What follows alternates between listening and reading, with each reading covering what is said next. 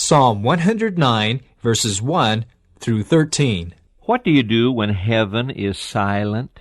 What do you do when you're crying out to God and somehow there is no answer, or at least you can't hear it? Well, you do what David did. He kept on crying out to God, and he said, "Hold not thy peace, O God of my praise." Psalm 109, verse 1. You see, David was being attacked by the wicked. So often that happened in David's life. And you must remember that when he prays these prayers of judgment, this is not personal revenge on his part. No, he's praying as God's king. He's praying as the king over Israel, God's people. And from Israel, God's word and God's son would come. David wants to see the wicked judged because the wicked are attacking the people of God.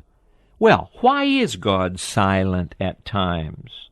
Well, it may be that he's silent because we aren't listening, or we don't want to listen. Billy Sunday used to say that a sinner can't find God for the same reason a criminal cannot find a policeman. He's not looking. Sometimes there are things in our lives that are wrong, and we don't want to hear God's voice. In fact, when our first parents heard the voice of God in the garden, they ran and hid. Sometimes children do that when they've disobeyed. Sometimes God is silent because we are not listening. Sometimes he's silent because we aren't ready for the message. He wants to talk to us about something, but we aren't ready. We have to go through circumstances that make it easy for us to listen. Sometimes God is silent because he knows we aren't willing to obey. God is always ready to show us his will, but he only shows his will to those who really want to do it.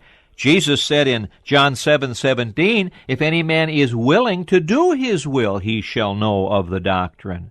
An obedient heart always leads to open ears that hear the voice of God.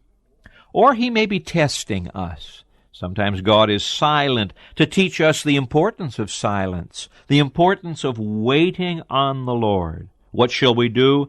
Remember his past blessings. Remember his faithfulness. Live on what he has already told you. Trust him and wait.